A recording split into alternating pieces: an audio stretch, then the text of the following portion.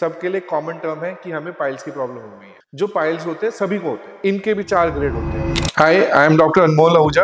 I am a consultant at Sir Ganga Ram hospital in Department of Laparoscopic Laser and General Surgery. Today in this video we will cover the difference between piles, fistula and fissure. होता क्या है कि ये तीनों problems सभी patients को लगता है कि एक ही है। सबके लिए कॉमन टर्म है कि हमें पाइल्स की प्रॉब्लम हो गई है। तो पाइल्स क्या होता है?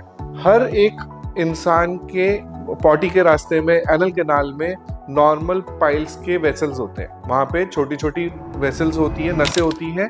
जो पाइल्स होते हैं सभी को होते हैं, ठीक है। लेकिन कुछ पेशेंट्स में जिनको क्रोनिक कॉन्स्टिपेशन रहता है, जो बहुत जोर लगाते हैं, मोशन करने के टाइम बहुत ज़्यादा टाइम स्पेंड करते हैं, उनमें ये जो कुशन्स होते हैं ये नीचे ढिलकने लगते हैं और ये बड़े हो जाते हैं। इनको हम बोलते हैं पाइल्स या हेमरॉइड्स। इनके भी 4 ग्रेड होते हैं। तो पहले ग्रेड में ये पाइल्स सिर्फ अंदर रहते हैं, दूसरे ग्रेड में थोड़े बाहर आने लगते हैं, तीसरे और चौथे ग्रेड में पूरे बाहर आ जाते हैं। और इसी हिसाब से इसका ट्रीटमेंट डिफरेंस होता है ग्रेडिंग के हिसाब से। दूसरी बीमारी क्या है? फिशर। फिशर क्या होता है कि जब हमें मोशन हार्ट पास होता है तो कई बार मोशन के रास्ते पे कट लग जाता है। ये कट छोटा सा घाव बन जाता है, इसको बोलते हैं फिशर।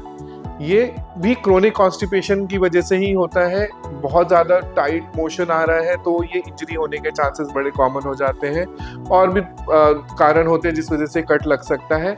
इसका ट्रीटमेंट पाइल्स से डिफरेंट है। फिर तीसरी बीमारी है फिशुला। फिशुला क्या होता है कि जब मोशन के रास्ते में ग्लैंड्स जो होते हैं वो इन्फेक्ट हो जाते हैं, तो वो बाहर की तरफ बर्स्ट करते हैं। वो बर्स्ट करते हैं तो एक टनल बना लेते हैं, एक सुरंग बना लेते हैं। उस टनल से जो मोशन के रास्ते के अंदर से पस है वो बाहर की तरफ आने लगती है, और पॉटी के रास्ते के अलावा एक छोटी सी ओपनिंग बन जाती है जिसमें से पस डिस्चार्ज कंटिन्यूस आता रहता है। तो इसको बोलते हैं फिशुला, या इसी को हिंदी में बोलते हैं भगंदर। तो ये तीनों बीमारी पेशेंट को, आपको हमेशा लगेंगे कि मेरे को पाइल्स हो गया है, पर हमें तीनों को डिफरेंशिएट करना जरूरी है ताकि हम अलग अलग ट्रीटमेंट कर सकें। तो अब आते हैं ट्रीटमेंट पार्ट पे। मैंने आपको तीनों चीज में एक चीज समझाई कि होता क्रोनिक कॉन्स्टिपेशन की वजह से है। तो सबसे पहले आप ये समझिए कि लाइफस्टाइल मॉडिफिकेशन सबसे इंपॉर्टेंट है किसी भी तीनों में से ट्रीट करने के लिए।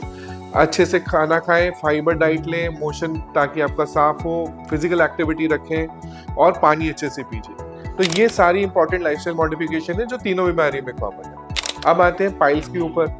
तो पाइल्स में ब्लीडिंग होती है लेकिन पेन कम होता है। तो मेजरली पेनलेस ब्लीडिंग होगी, जो कि थोड़ा सा अमाउंट ज्यादा होगा।